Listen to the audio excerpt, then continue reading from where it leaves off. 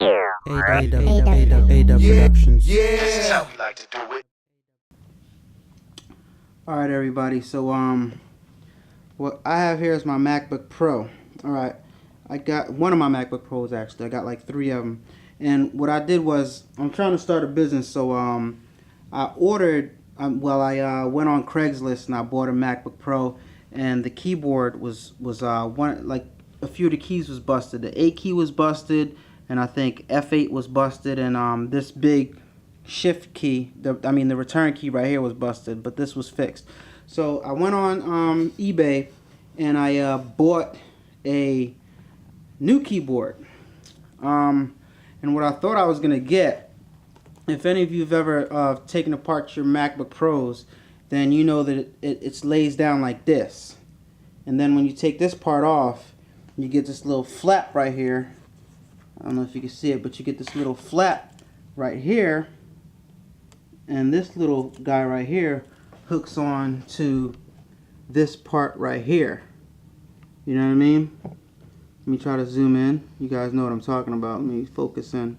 Okay, so this little flap right here on the keyboard, that little groove goes in like that, goes in that little part right there. So you guys that took that's trying to repair your MacBooks know what I'm talking about. It like sits right there and it flaps on.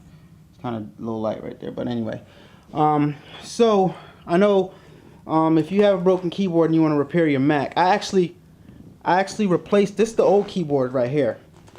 And like, if you've ever tried to repair your keyboard on your Mac, you know what I'm talking about. Like, you reach a point where you're like, oh yeah, I'm not going any further, because like there's comes a point in time where you like start taking these things apart and you're like, you know, you get to a certain point, you're like, okay, I don't think that I can fix this by myself.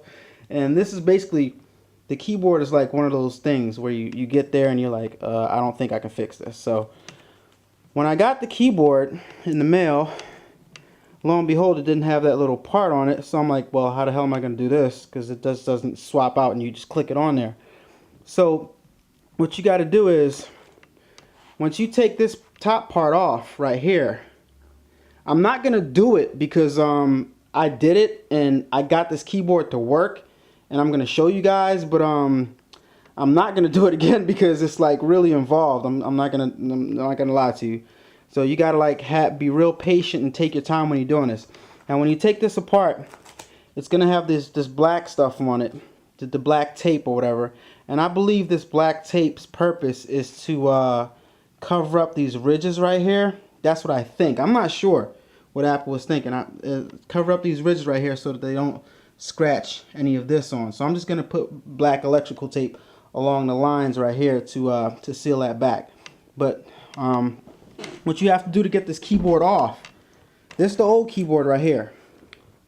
Mind you, you got to pay attention to this part, pay attention to this part right here, and this little part right here, because those are the two key parts that you got to reconnect. This part right here, this slides into here. Yeah, it slides in. So there's a plastic covering right here that I actually had to like peel this off, because I tried to slide it in and it wouldn't go in. You gotta like, I peeled this off and I like kind of thumbed it in. I thumbed it in there real tight. You got to get it in all as tight as you can. And this part right here was the trip. This little guy right here. This little guy right, let me focus in. Sorry for the shaky camera footage, but I got to keep it in my hand. This little guy right here, he flips up. This part, let me sit it down. This part right here, actually, you can flip that up. It flips up this way.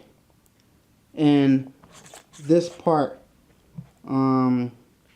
slides in. You put it, and it's really tough. This is the hardest part. It's really tough to get this in. You get that part in that right there, and then you flip that back. You flip this back down. So this flips up. You slide that little small part in, and that flips back down.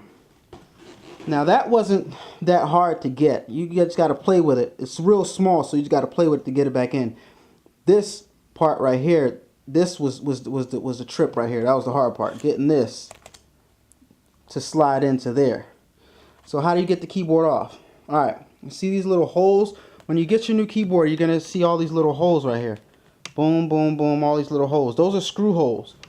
And after you take off this black tape off your keyboard, because when you take it off, you're gonna see all this black tape. You're like, what the hell? What you know? What do I do? You let me zoom out. You take this black tape off, nice and easy.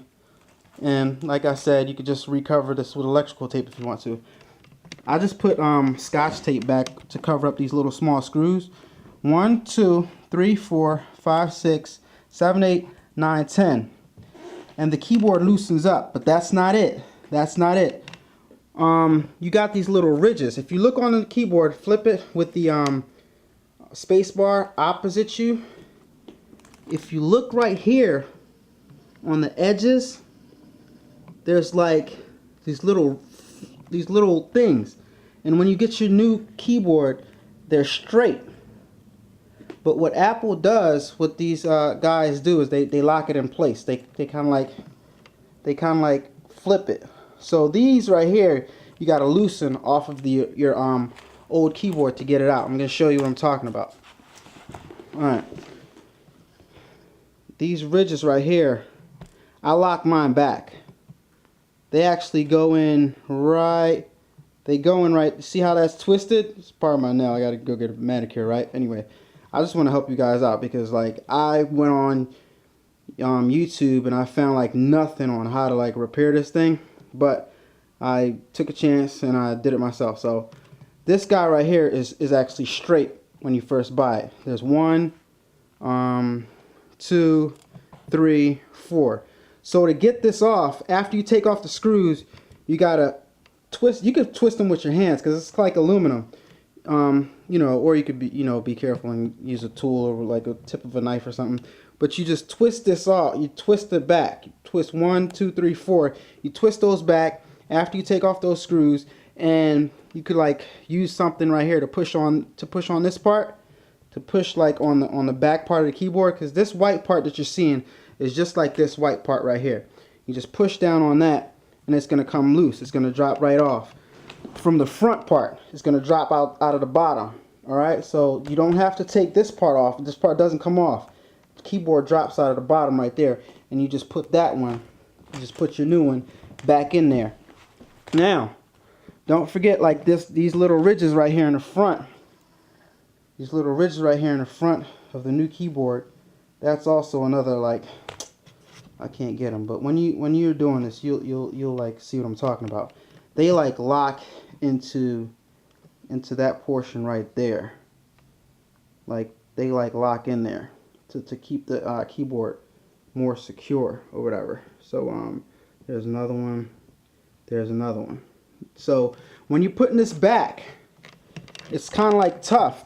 What I did was I made sure this was bent up a little bit, because this part right here, when you put it back from the under part, has to go through this little hole. It has to go through this little metal port right here, and this part right here has to go through this little metal port right here. Yes, it's kind of complicated, but yo, listen, it's doable. I just did it. I'm not undoing it to show you guys again, because like I said, I got it done and it came back on and it works, and I'm happy. So when you're putting this together and you're putting your keyboard back on, what you're gonna do is, because it took me a little while to figure this out, I took my time.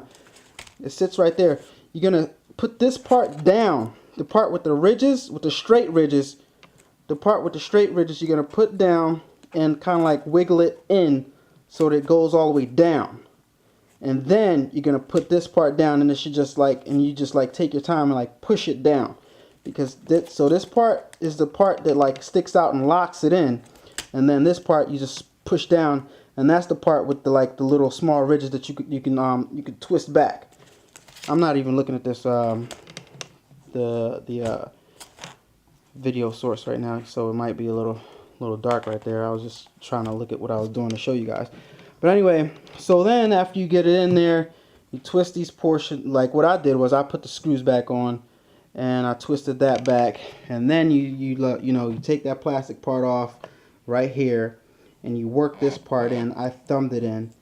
I couldn't get it at first. I tried not to take this plastic part off right here and just push it in myself, and I put it back together and I clicked this on, and when I powered up the laptop, the control key didn't work. It powered up all the way, and the touchpad worked, but nothing else worked. So took it off again.